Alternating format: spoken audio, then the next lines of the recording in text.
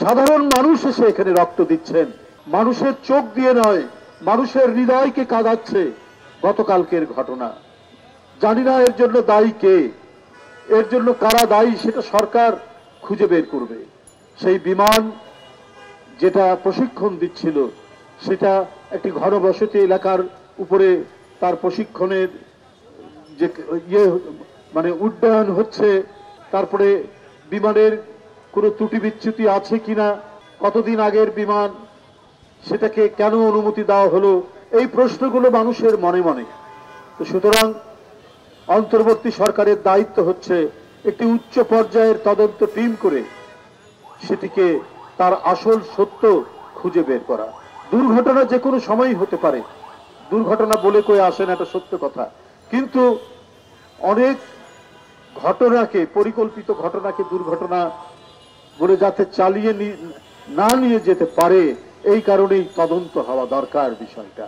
যে এই ধরনের আর কতদিন এই মাসুম বাচ্চারা, এই আলোক পিয়াসী শিশুরা তারা অকালে ঝরে যাবে। এখন তার মায়ের চেহারা কেমন আছে জানি না, তার বাবা কি অবস্থায় আছে জানি না। এই বাচ্চাদের যারা এই মুহূর্তে পৃথিবী থেকে চলে গেছে, আগুনে পুড়ে ঝলসে যারা কাতরাচ্ছেন, তাদেরকে এই সমাজ রাষ্ট্র কতটুকু তাদের পাশে এসে দাঁড়াবেন, এইটা আজকে সকলের প্রশ্ন। বান্ডেল থাকলে প্রতি সেনমানিতে টাকা বাঁচবে। বিকাশ সেনমানি বান্ডেল কিনে জিতুন প্রতি লেনদেনে। আমরা যারা মানব সেবার ব্রত নিয়ে রাজনীতিতে নেমেছি এবং যারা মানব সেবার ব্রত নিয়ে সমাজে নানা ধরনের কাজ করেন, সবাই এগিয়ে আসুন।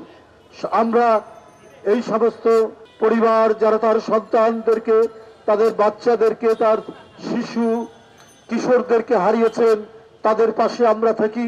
আর যারা আগুনে ঝলসে গেছেন, তারা যতদিন বেঁচে থাকবেন ততদিন যেন আমাদের রাষ্ট্র তাদের পাশে থাকে, এই আহ্বান, এই দাবি আজকে জাতীয়তাবাদী যুব দলের এখান থেকে করছি।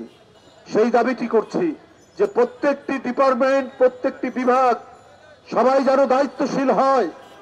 কারো ন্যূনতম ত্রুটির কারণে কোনো মায়ের সন্তান যেন ঝরে না যায়। যে ছেলেটি মাইলস্টোন স্কুলে পড়াশোনা করছে, তার কত বড় স্বপ্ন ছিল, সেই স্বপ্ন অকালেই ঝরে গেল। এই স্বপ্ন যেন আর কারো না ঝরে যায়, এই আকুতি, এই আহ্বান জানায় সরকারের প্রতি এবং সমাজের সকল দায়িত্বশীল মানুষদের প্রতি। সরকারের বিভিন্ন বিভাগ, ডিপার্টমেন্ট, প্রতিষ্ঠান প্রত্যেকেরই প্রতি। শুধু ব্যক্তিগত স্বার্থে, গোষ্ঠী স্বার্থে আমরা যেন কাজ না করি, আমরা কিছুটা সামাজিক দায়বদ্ধতা আমাদের অন্তরের মধ্যে যেন কাজ করে, সেইটা আমরা প্রত্যেকেই যেন উপলব্ধি করে সেইভাবে কাজ করতে পারি।